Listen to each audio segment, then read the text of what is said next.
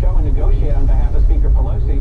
But I'll tell you that what Lindsey Graham himself just told the president is a great place to start here. Reopen the government, stop harming our country and our economy, and let's make our best efforts, because we all agree we need to invest more in border security.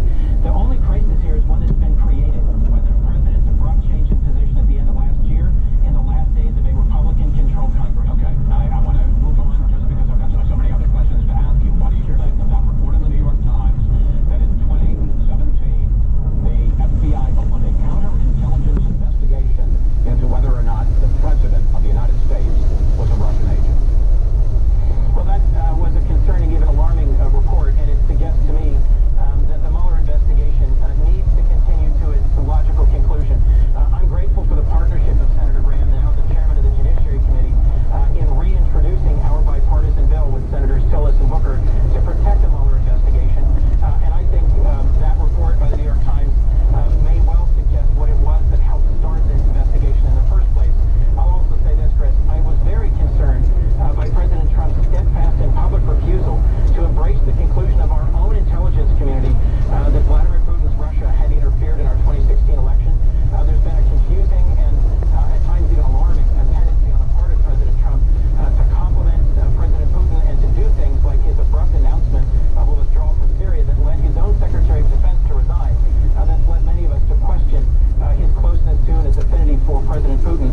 But I do think what we all can agree on is that the Mueller investigation should reach its conclusion, should deliver a report publicly, and that'll be the topic of the Barr nomination hearing. I got two more questions, and I got 2 minutes, so let's try and squeeze them in. You're also a member of that Judiciary Committee, which is going to hold the confirmation hearings on Bill Barr as the next Attorney General. What does he need to say to persuade you, to assure you that he is going to let the Mueller investigation go to its conclusion and be reported to Congress? And is there any way that you can vote to confirm Bill Barr? I'm keeping an open mind. We had a very constructive meeting this past week. I did ask him a number of questions right along those lines, and we'll ask them again in the public confirmation hearing. I would need a firm commitment that he will not allow any interference in the Mueller investigation. He'll allow it to reach its conclusion, and he will release the report to the public.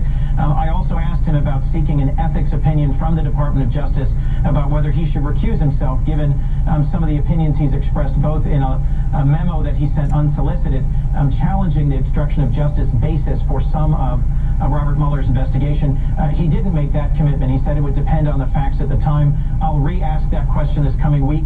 I have some other concerns about his views on criminal justice and civil rights, but the Mueller investigation, the rule of law, his willingness to defend the appropriate independence in the Department of Justice will be critical to my vote. And briefly, sir, I want to pick up on the conversation I was having with Senator Graham. Given Justice Ginsburg's recent illness, the fact that she's going to be turning 86 in March, it's only understandable that there would be some discussion about the possibility of replacing her at some point.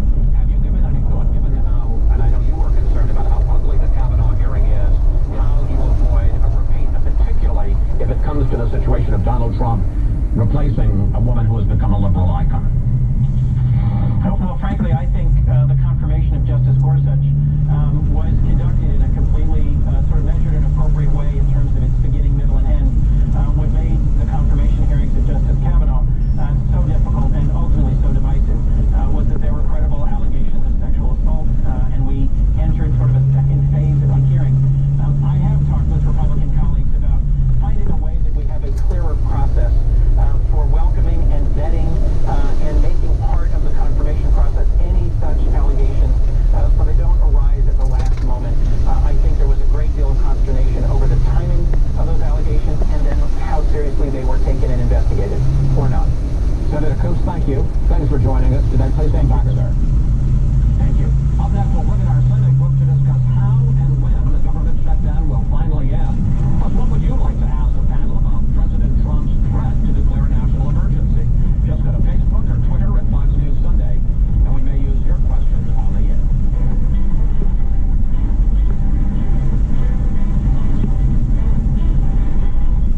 Nice piece of luggage, Norm. Thanks. I saw it on the radio. Liked it and bought it.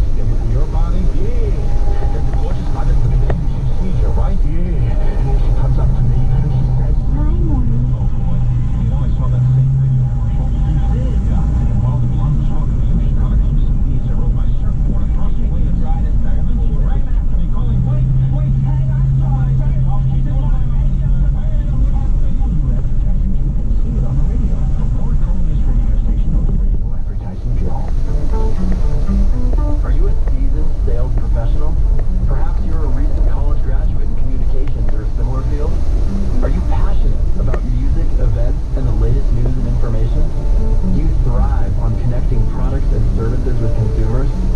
Are you excited about the rapid growth we're experiencing in Central Oregon?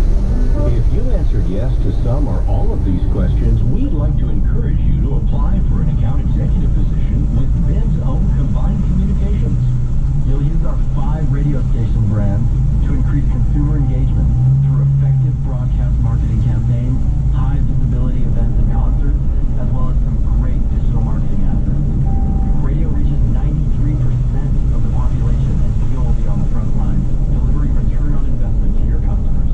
To apply, email your resume to Jeremy@CombinedCommunications.com. Combined Communications is an equal opportunity employer. Financial Focus from Northwest Quadrant Wealth Management. Now on Saturday morning and Sunday afternoon. Only on FM News 100.1 and 1110 KBMB. But I'm not going to do it so fast, because this is something Congress should do. President Trump changing course in a day on whether he is about to declare a national emergency and build a border wall on his own. And it's time now for our Sunday crew. GOP strategist Karl Rove, columnist for The Hill, Juan Williams, former Democratic Congresswoman Jane Harman, director of the Woodrow Wilson Center, and Josh Holmes, Senator Mitch McConnell's former chief of staff. Well, Karl, let's start with the new wrinkle this week. Can the president declare a national emergency to build the wall? Should he declare a national emergency to build the wall? Yeah, well, look, I'm not a lawyer, and I didn't stay at Holiday Inn Express last night, so I'm not the expert on this, but I have been paying careful attention to people who are. David French in the National Review had, I thought, a particularly penetrating article on this. He pointed out that the sections of the law on which the president would have to rely say the president can declare an emergency. There, quote, requires the use of armed force. He can do military construction projects that are necessary to support that use of armed force.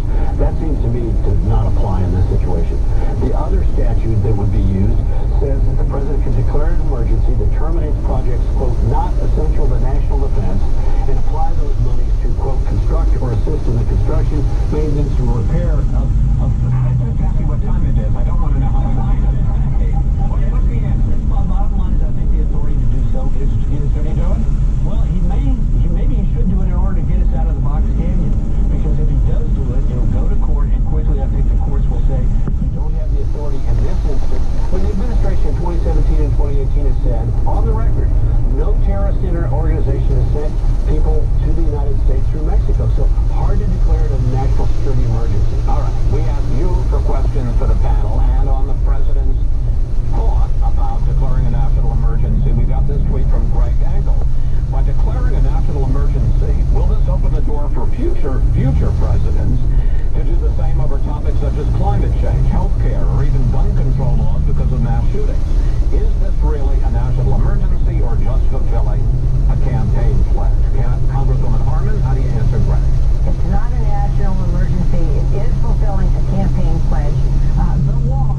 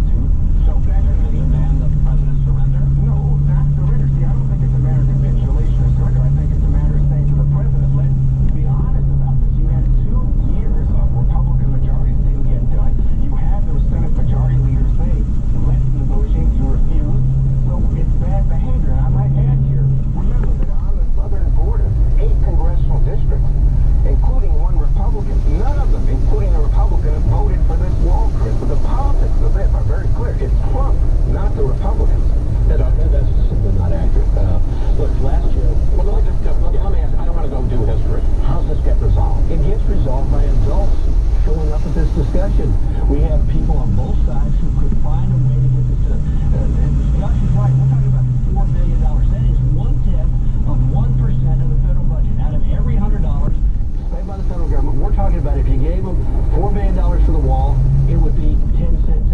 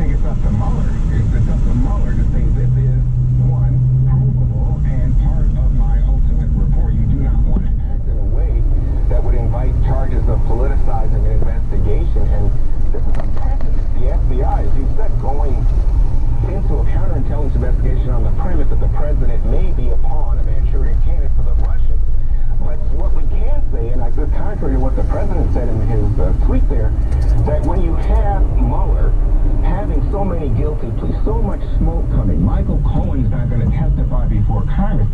I think there's fire wherever there's so much smoke, and right now we have smoke billowing from 1600 Pennsylvania Avenue. There's something going on, but I don't think it's the case that, oh, therefore that they found something right away, it would have led to immediate charges against this president. Josh? Well, I think if you cut away from the sort of conspiracy and all the invective that this New York Times article actually injects into our public discourse, what we've learned here is the mindset of the FBI at the time.